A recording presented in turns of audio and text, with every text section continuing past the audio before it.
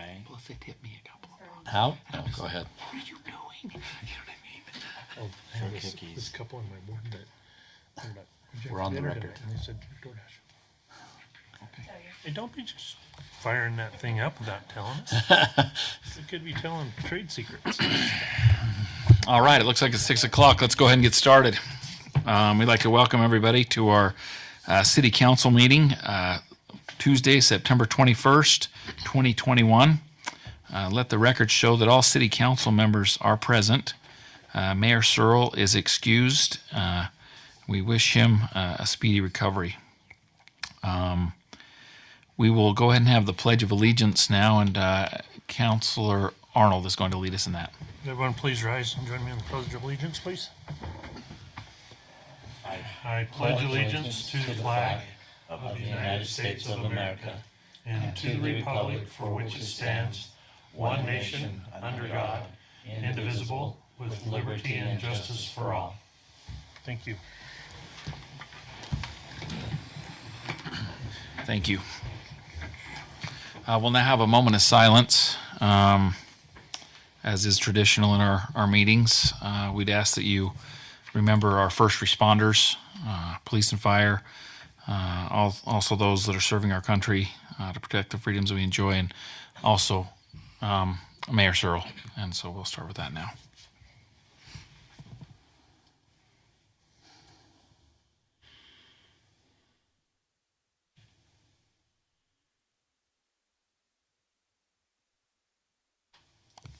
Thank you. We now have a time of public comment. This is an opportunity to address the City Council with ideas or concerns or ideas. No action will be taken during this time. We ask that you please state your name and your address and keep your comments to 3 minutes. Okay, seeing none, we will move on to presentations and reports. We will not have a mayor's report tonight, but Mr. Brooks will give us a city administration report. Just kind of briefly here, we want to make sure we recognize our employees who are reaching multiple years, and the ones you see there with the most this time is 22 years from Karen Dilly out of Community Services, and then we have Colleen as well out there with Community Services. I think you guys probably know both of them, and Colleen's sitting at 18 years, so we want to say congratulations to them and express our appreciation for all their years of hard work. I've worked with both those individuals, and it's nice to have him out there. He's got a good department. You know, one thing, Steve, I like seeing this. Those top three, for sure, all three of them live in Riverdale. I think that's kind of Yes, cool. they do. Yep, Raylan's another one. Yeah, That's here, and so. and that's pretty neat that some of our most long-standing employees actually are residents too. I think you get a lot of Good to see a you. lot of investment from them like that. So that's kind of cool. Just a couple other things. As I was thumbing through our packet there, I always enjoy looking at some of these, the police and fire, but the map that the police department throws in there. We talk a lot about Riverdale Road and how it can be a real headache and a pain, and here's another example of that. But if you look at that map, you can see that very little goes on in this community in the police and fire's eyes, mainly police departments, other than right there along Riverdale Road. So when we say it's the lifeblood of this community, it certainly is. That's both good and bad. We get a lot of good from it, but there's a lot of bad that comes if you see that thing. Almost, 95% of those dots there are right on Riverdale Road. So it is certainly a happening place, that's for sure. But it's kind of fun to see that on a map because it just pulls it right out for you. On the staffing authorization, as of August 31st, we are at or below in every department for what the actual is compared to what's been authorized. So we're still maintaining our services and doing what we're supposed to do with fewer people. So congrats to our department heads and those who keep that down as best they can and keep doing a good job, actually. I say this again, and even again today we were up there talking in the lobby, and I just expressed my appreciation to them because we have good people that work here, and I know Bill and the mayor say that all the time, but it is true, and it's kind of fun to just know that they get their jobs done, and that's what we like to see. So other than that, Mr. Chair, that's all I had.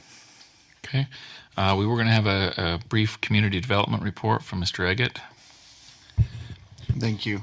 Just as was noted during the work session, Cafe Rio is now open for business, so anybody watching or listening, be sure to go and visit our new business.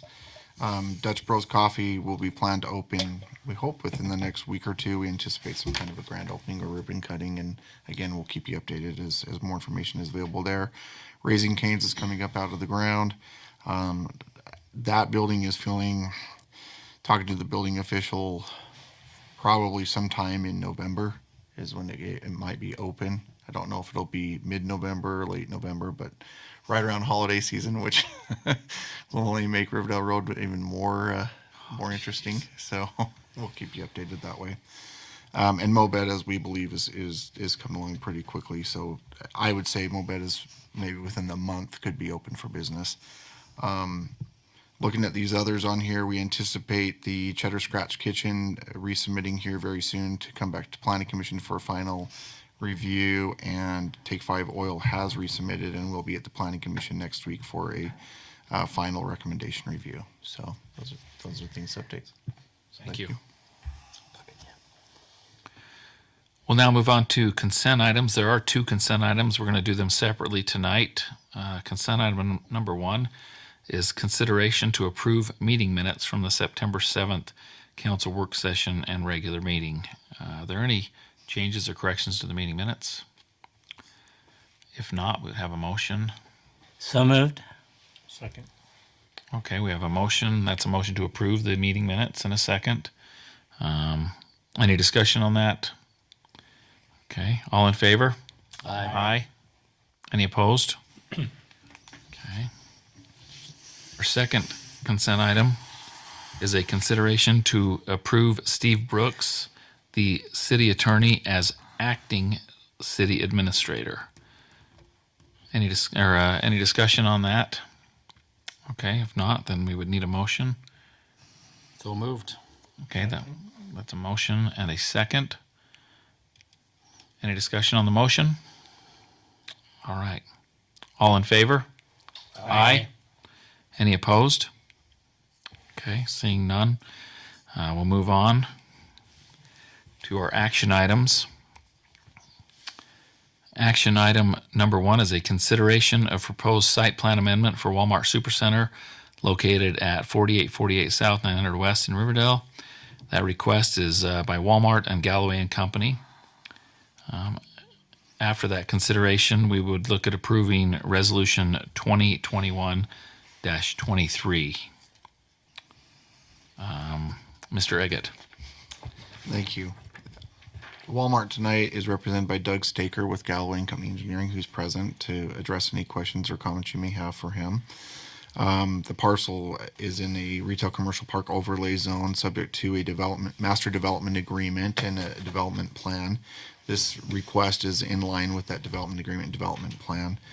On August 10th, 2021, the matter came before the Planning Commission for review, and the Planning Commission made a recommendation for a positive recommendation for City Council approval of it, subject to resolving staff concerns. Those concerns have been addressed as found in your packet, and staff and the city engineer are supportive of the project as has been submitted and refined tonight.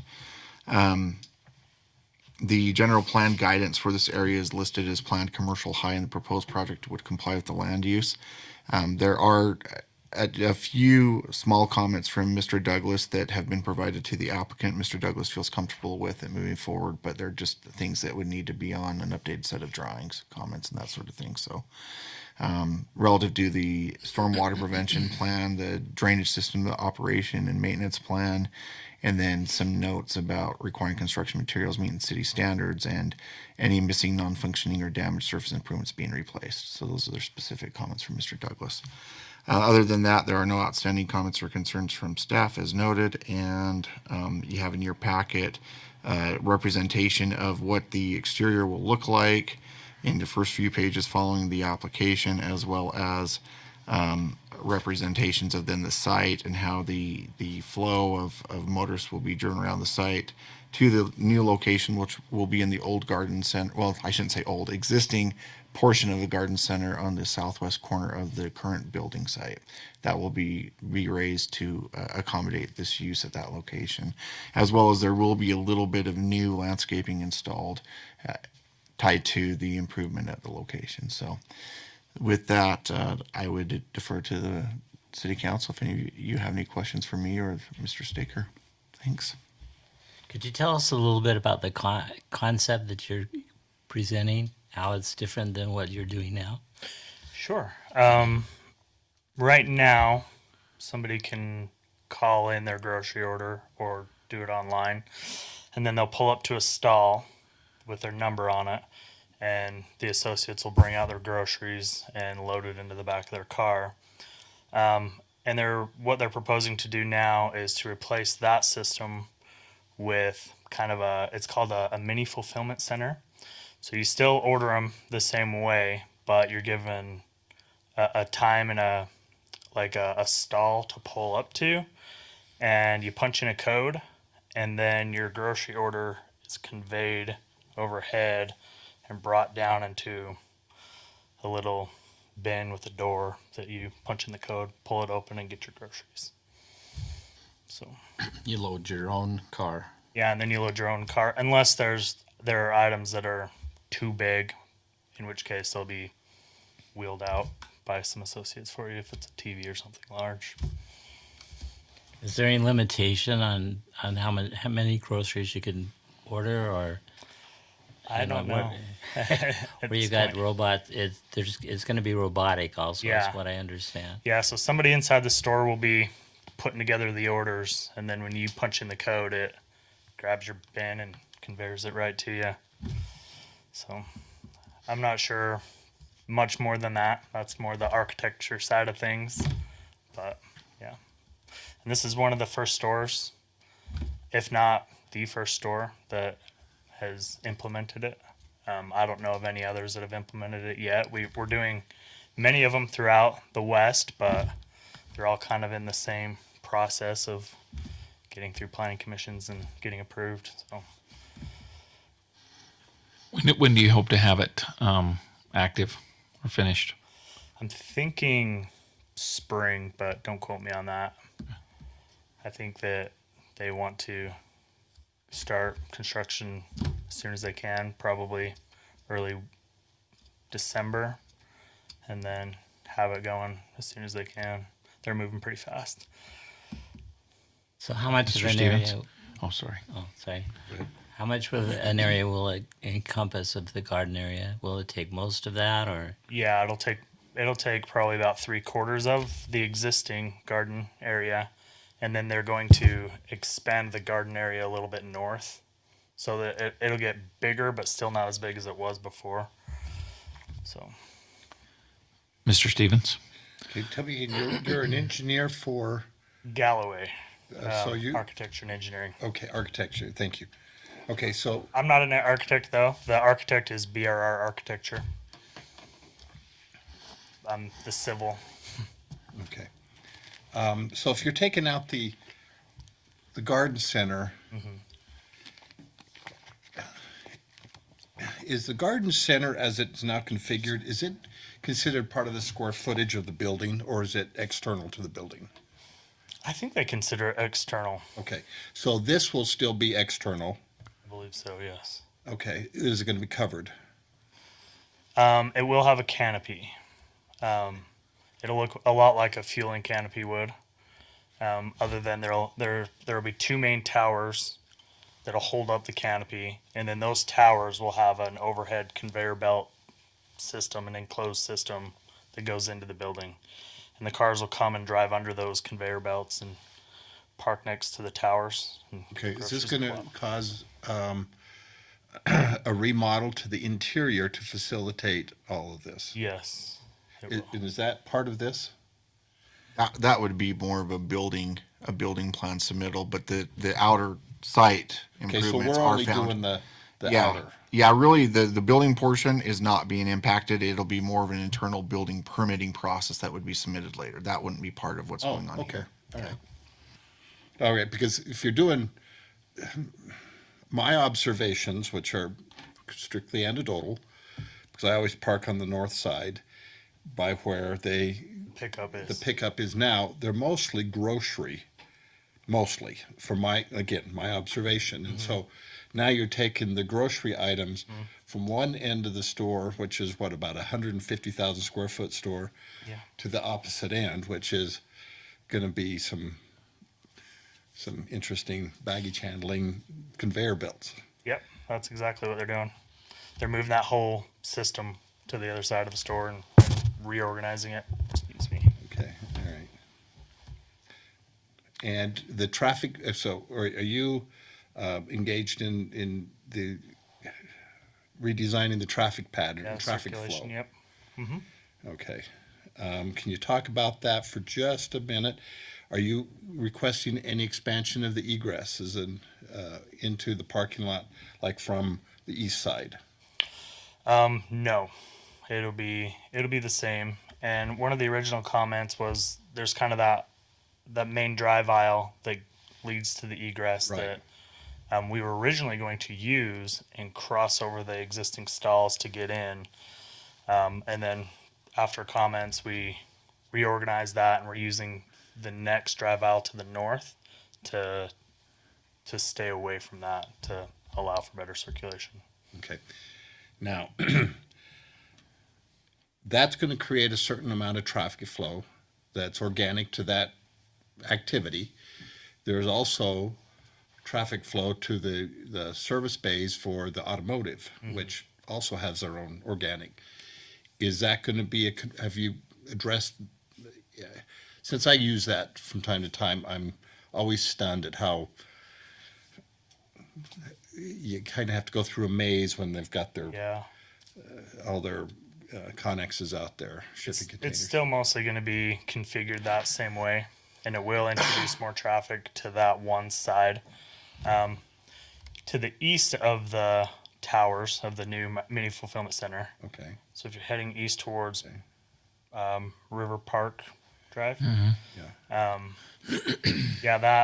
that access driveway will still lead right to the tire and lube center and won't be impacted from that way. But they might have to drive around that last row of stalls to get in. Okay. Thank you. Okay. Any other questions or comments? Mr. Arnold? Okay. I was just going to say we're excited to have you do that. Be interesting to see how that concept works out, you know? Yeah. It's a great store over there, so I think a lot of us use it a lot. Yeah, thank you. I'm excited too. I know my wife's excited to try it out. Mr. Arnold? Move to approve resolution number 2021-23 as stated within the packet. And do I need to mention that the resolution is not in the packet? We're fine. Okay. So as stated within the packet. Okay. We have a motion. Second? We have a second. Any discussion on the motion? Okay. Ms. Maragoni, will you poll the council? Councilmember Arnold, Aye. Councilmember Hilton, Aye. Councilmember Stevens, Aye. Councilmember Ellis, Aye. Councilmember Mitchell. Aye. Okay. Looks like the resolution passes unanimously. Thank you, Mr. Staker. you. Best of luck to you with your project. Just to submit another set with including those comments. Yeah. Correct. Okay. Thank you for your time. Thank you. And Mr. Staker, I don't know if you signed in out there, but we'd encourage everybody to sign the roll that's here. All people that visit, we ask that they sign the roll with their name and their information. So, thank you. Thank you. Thank you. Okay. Moving on. Are there any comments from the city council as we close down our meeting? Okay, city staff.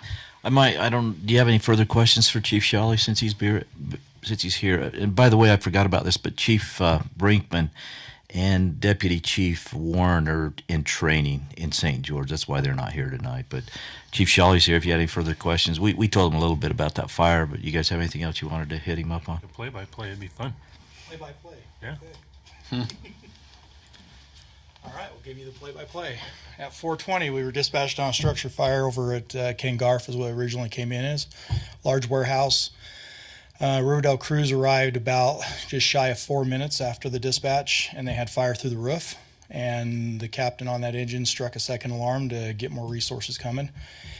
A couple issues that we initially ran into is the water supply was in front of the senior center, was our closest hydrant, so that created about 700-foot lay.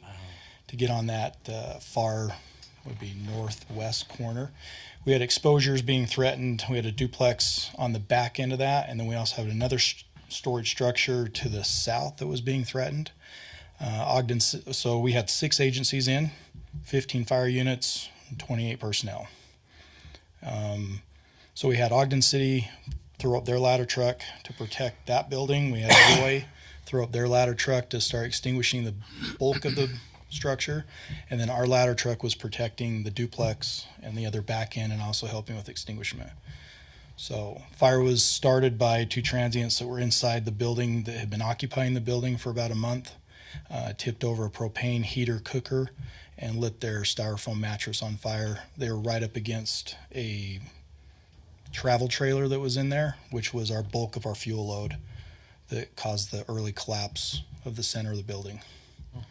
Took us just shy of an hour to get under control, and everything else went pretty smooth. We did have the 2 transients. We had one, both with smoke inhalation. One was transported to Ogden Regional, and then one of our firefighters was injured with some thermal burns, radiated burns. Okay. You were defensive strategy from the The beginning. whole time. Yeah, the whole time. Metal clad type structure, did have dimensional lumber supporting it as the beams, so we were a little concerned that it could fall on us, so we just stayed away from it. There wasn't a lot to save. It's an abandoned building at this point. So Were there any vehicles in storage there? we had 9 vehicles involved, 9. so 4 outside and 5 inside. So we did have 9 vehicles that were either damaged or destroyed, and then the travel trailer as well. So, but luckily they pulled a lot of the storage out of there that was in there previously, so we didn't have that component to it, and so a lot of that fire load was removed. Are you going to require them to demolish it? Yes, they were already planning on it. So, yeah, they're going to be. So they're required right now to secure the site, and they're required to bring in a demo company to bring it down. By a deadline? Haven't determined a deadline yet. And a lot of it is because it's in such a secured area already. It's already fenced in. We can secure it, and it's back onto their property now, so we don't really own it. So if they do a site plan or anything like that, do we look at requiring fire hydrant so we don't have 700 feet? We can look at it again Future? when we. Yeah. Because I mean, right? I mean, Normally, we would have a private hydrant on site, and just due to the age of that development, we don't. It probably wasn't required at the time. So we definitely would look at that for future development in there. So you're in charge when all those people show up, all those agencies. You're the person in charge of all that. I was lucky enough to grab the Weber Fire District fire chief. He also came in and supported me on that. Being a 2-alarm fire, it becomes pretty demanding when you start getting your span of control exceeded fairly quickly. So we had 2 of the chief officers. We were also able to grab a safety officer from another department to maintain our safety officer on scene too, to watch the crews. Good. So we did have to hit emergency traffic one time. We had a wall bowing out that was going to fall down. So, Yikes. but everybody was good. Good.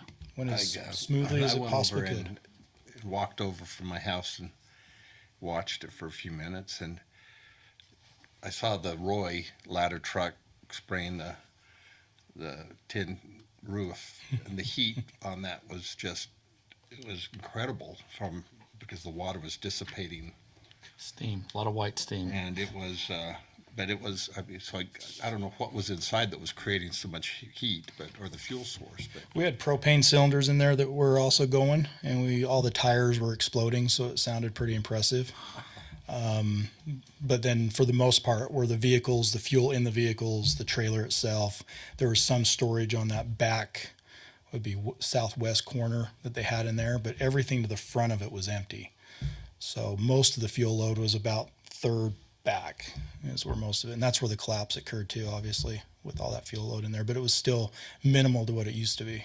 But the engine that I saw was using the fire hydrant over there by Contrubus, or not Contrubus. Yeah, by the, but yes. And it looked like it was putting out, not Contrubus, but Yeah. the Ken Garf main campus, whatever. It was putting out some major water because that hose was very under pressure. Yeah.